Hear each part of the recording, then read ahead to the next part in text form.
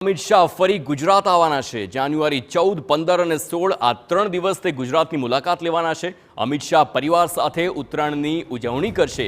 કાર્યકર્તાઓ સાથે પણ તે ઉત્તરાયણ મનાવશે।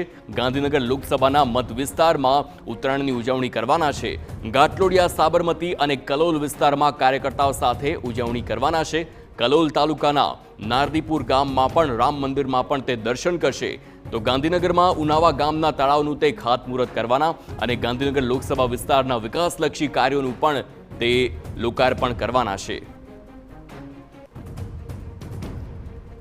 તો અમિત શાહ 3 દિવસ ગુજરાતની મુલાકાતે આવી રહ્યા છે અને દર વર્ષની જેમ આ વર્ષે પણ તે ઉજવણી કરવાના છે। ઉત્તરાયણની પોતાના પરિવાર સાથે ઉજવશે અને પોતાના મત વિસ્તારમાં અનેક લોકાર્પણ અને કાર્યક્રમનું પણ આયોજન થવાનું છે। તો આપને જણાવી દઈએ 14, 15 અને 16 તારીખે અમિત શાહ ગુજરાતની મુલાકાતે છે।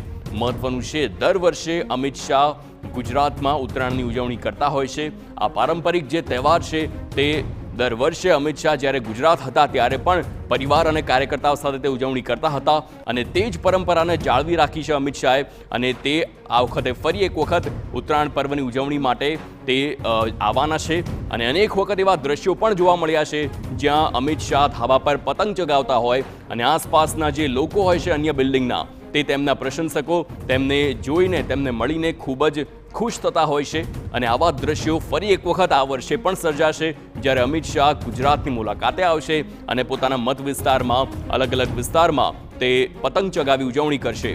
પોલિટિકલ એડિટર કિંજલ મિશ્રા જોડાઈ ગયા છે। કિંજલ, 3 દિવસનો જે પ્રવાસ છે અમિત શાહનો, ઉત્તરાયણની ઉજવણી તો કરવાના જ છે, પરંતુ આ સિવાય અન્ય કયા કામો અને કયા વિકાસલક્ષી પ્રોજેક્ટ્સનું તે લોકાર્પણ કરશે?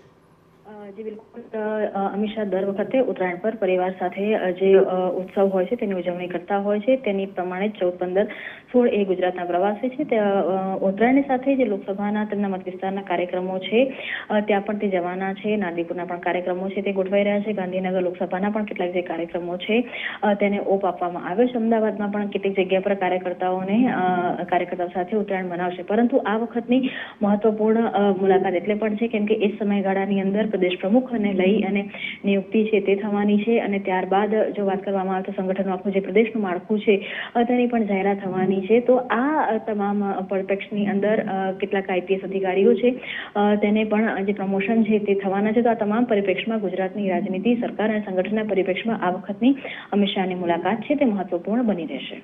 બિલકુલ કિંજલ, સમગ્ર માહિતી બદલ આભાર। તો હાલ ઉત્તરાયણની ઉજવણીની સાથે જે પ્રદેશના માળખાની પણ જે ચર્ચાઓ થઈ રહી છે, ફેરબદલ થવાના છે અને જિલ્લા અને શહેર પ્રમુખોની જ્યારે જાહેરાત થવાની છે ત્યારે તેને લઈને પણ ચર્ચાઓ અનેક તેજ જે વેગ પકડી છે। અમિત શાહ હાલ ગુજરાતની મુલાકાતે આવે ત્યારે કોઈ મોટા ફેરફાર થાય તેવી પણ શક્યતા જોવામાં આવી રહી છે। ભરૂચમાં અડચણરૂપ